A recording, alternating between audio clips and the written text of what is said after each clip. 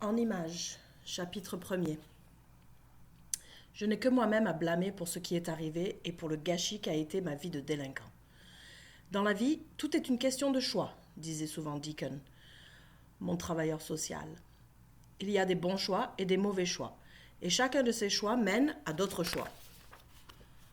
Bon, je l'avoue, prendre un raccourci pour une ruelle sombre était un mauvais choix. Personne ne me croira, mais j'ai vraiment réfléchi avant de prendre ma décision. Et j'ai finalement choisi de prendre le raccourci parce que, A, je suis un gars, pas une fille, et donc n'avais pas à craindre qu'un malade m'attaque et me traîne derrière les buissons. Et B, je voulais rentrer à la maison avant que ma mère de famille d'accueil ne commence à s'inquiéter. J'ai donc choisi la ruelle. J'en avais parcouru la moitié, m'amusant à faire avancer un caillou à coups de pied, lorsqu'un gars est arrivé derrière moi, m'a pressé quelque chose de dur dans le dos et m'a offert un autre choix. Lui donner mon sac à dos, sinon. J'ai levé les mains en l'air et me suis retourné lentement. Vous auriez peut-être réagi autrement. Vous auriez peut-être laissé tomber votre sac à dos sans une seconde d'hésitation. Mais je voulais savoir à qui j'avais affaire. Un gars qui prétendait tenir une arme à feu pressée contre mon dos ou un gars qui tenait vraiment une arme à feu pressée contre mon dos. Le gars tenait quelque chose qui ressemblait beaucoup à un pistolet. Il portait une cagoule, le genre capuchon à trous que portent les gars qui font des mauvais coups. Je ne voyais que ses yeux, qui étaient durs et froids, et sa bouche, petite et mesquine. Donne, dit-il d'un ton impatient. Tu te trompes de gars, dis-je. Je sais, vous n'auriez rien dit, mais il se trompait vraiment. Je ne suis pas riche. Il n'y avait pas de portefeuille plein de billets et de cartes de crédit dans mon sac à dos. Pas de carte bancaire non plus. Rien qui vaille la peine d'être volé. Sauf peut-être un appareil photo. Et celui-ci n'avait pas beaucoup de valeur, sauf pour moi. Il n'était pas question que je le cède à quelqu'un qui allait le mettre à la poubelle ou le vendre pour 5 ou 10 dollars.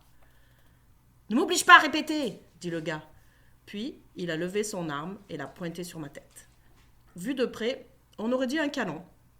Mes jambes avaient la tremblote. J'ai regardé le gars droit dans les yeux. Sérieusement, dis-je, il n'y a rien dans mon sac à dos. Je n'ai pas d'argent, je vis dans une famille d'accueil, et ces gens-là ne m'ont pris chez eux que pour arrondir leur fin de mois. Ce n'est pas tout à fait vrai. Les Ashdale m'auraient probablement pris chez eux, même s'ils n'étaient pas payés. Pour eux, ce n'est pas une question d'argent. Ils sont une famille d'accueil parce qu'ils veulent donner une chance à des gars comme moi.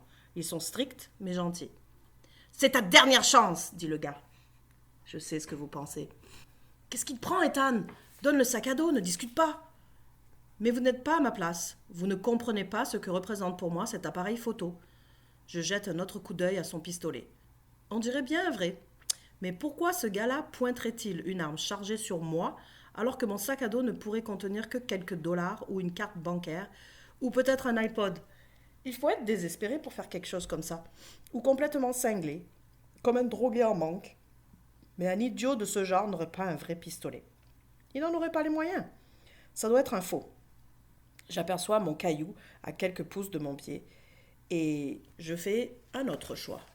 Lentement, je baisse les mains vers mes épaules tout en surveillant le gars. Je veux être certain qu'il comprenne que je me prépare à enlever mon sac à dos. Je lis dans ses yeux la même satisfaction que j'ai vue dans les yeux de douzaines de harceleurs, la joie qu'ils éprouvent lorsqu'ils réussissent à forcer quelqu'un à leur donner ce qu'ils veulent. Puis tout d'un coup, sans peser le pour et le contre, je frappe le caillou du pied aussi fort que je peux. Il ricoche sur une benne à ordures, ce qui fait sursauter le gars. Il tourne la tête pour voir ce qui arrive et j'en profite pour balancer un coup de sac à dos à la main qui tient le pistolet. Ce dernier tombe par terre et je l'envoie revoler d'un violent coup de pied dans l'autre direction. Puis je pique un sprint dans la ruelle. Je suis presque arrivé à l'autre bout lorsque j'entends un coup de feu. Oups, ce pistolet n'était pas un jouet. J'accélère. J'évite de me retourner, ça m'aurait ralenti. Je zigzague parmi les rues et les ruelles. Je cours jusqu'à ce que mes poumons soient sur le point d'exploser. Je ne ralentis que lorsque j'arrive en vue de chez nous. Personne ne me suit. Je m'arrête, hors d'haleine, et regarde de nouveau. Toujours personne. Ma respiration revient à la normale. Je cours jusqu'à la porte, je l'ouvre, et c'est l'odeur du pain de viande de Madame Ashdale qui m'accueille. Qu'on est bien chez soi, rien ne risque de m'arriver ici.